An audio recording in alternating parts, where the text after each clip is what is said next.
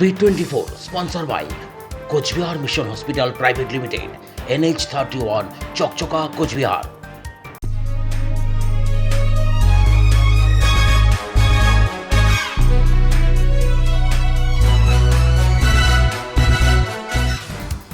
Corona पीड़ित रोगियों की सहायता के लिए बालूरघाट लोकसभा केंद्र के सांसद सुकांत मजूमदार आगे आए।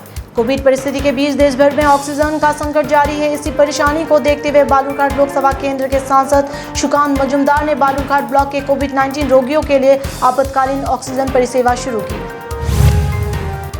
क्षेत्र के कुछ लोग कोरोना से कुछ राहत पाते ही विभिन्न राज्य में घूमने गए, लेकिन कोरोना की दूसरी लहर उनका फिर से पीछा करती दिख रही है। देश के विभिन्न हिस्सों में संक्रमण की स्थिति चरम पर पहुंच गई है। बाध्य होकर लोगों को अपने घर लौटना पड़ रहा है एवं क्वारंटाइन में रहना पड़ रहा है। इसीलिए 5 युवक ने क्षेत्र के एक पोल्ट्री फार्म में क्वारंटाइन बनाकर शरण ली। ये 5 युवक धुपगुड़ी के गधेरा कुटी ग्राम पंचायत दक्षिण अलता ग्राम सहित विभिन्न इलाकों के निवासी हैं। अपने परिवार और स्थानीय लोगों की सुरक्षा के खातिर पोल्ट्री फार्म को क्वारंटाइन बनाकर रह रहे हैं। अपनी प्रेमिका के घर के सामने एक रास्ते के बीचों बीच धरना पर बैठा प्रेमी युवक एवं अपने हाथों में एक बोर्ड पकड़ा है जिस पर लिखा है कि 6 वर्ष का प्यार मुझे लौटा दो। देश भर में कोरोना का दूसरा लहर चल रहा है एवं राज्य में संपूर्ण लॉकडाउन लगाया जा रहा है। ऐसी स्थिति में युवक के धरने पर बैठने से माथाभांगा 2 नंबर ब्लॉक फुलबारी अंचल में हलचल फैल गई। वहीं उस युवक को पुलिस अपने साथ गिरफ्तार कर ले गई। मेखलीगंज में जामलदा बाजार की मुख्य सड़क बारिश के बाद पानी में डूबी हुई है। आए दिन सड़क पर छोटे बड़े हादसे हो रहे हैं। हालांकि बारिश होने पर भी सड़क पर पानी भर जाता है। परिणाम स्वरूप नाजोल क्षेत्र निवासियों ने आक्रोश व्यक्त किया है। उन्होंने आरोप लगाते हुए कहा कि सामान्य वृष्टि में ही यह सड़क पूरी तरह से पानी में डूब जाता है एवं सड़क के विभिन्न हिस्से टूटे हुए हैं। प्रशासन की ओर से सड़क को ठीक करने के लिए कोई कदम नहीं उठाया जा रहा है।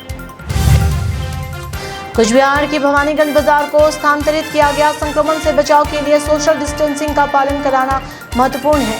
इसी कारण से प्रशासनिक निर्देश अनुसार भवानीगंज बाजार को पुराने पोस्ट ऑफिस मैत्री संघ मैदान में स्थानांतरित किया गया। राज्य सरकार के निर्देश अनुसार आवश्यक सामानों के लिए सुबह 7 बजे से 10 बजे तक दुकानें खोलने की अनुमति दी गई है। ऐसे में पुराने डाकघर के मैदान में प्रशासन की ओर से खरीदा एवं विक्रेताओं के लिए अस्थायी शेड बनाया गया। सभी विक्रेता प्रशासन की इस पहल से खुश हैं। संक्रमण को रोकने के लिए पूरे राज्य में लॉकडाउन चल रहा है। सरकार ने आपातकालीन जरूरी चीजों को खरीदने के लिए समय सीमा निर्धारित की है। उस दौरान सिलीगुड़ी के हैदरपाड़ा बाजार में खरीदारी करने के लिए भीड़ उमड़ पड़ी। इसके अलावा कोई सामाजिक दूरी का पालन नहीं किया जा रहा है। सिलीगुड़ी के हैदरपाड़ा बाजार में ऐसे ही दृश्य देखने को मिले। हाल ही में विधानसभा चुनाव में जीत हासिल करने के बाद मुख्यमंत्री ममता बनर्जी ने मालदा जिले में राशन परियोजना का काम शुरू किया, जिसके बाद मालदा के हबीबपुर प्रखंड के बुलबुल चंडी क्षेत्र का चयन किया गया। इस परियोजना के माध्यम से बुलबुल चंडी डोबापारा मैदान में राशन वितरण शुरू हो गया। इस परियोजना के परिणाम स्वरूप खुश हैं ग्राहक।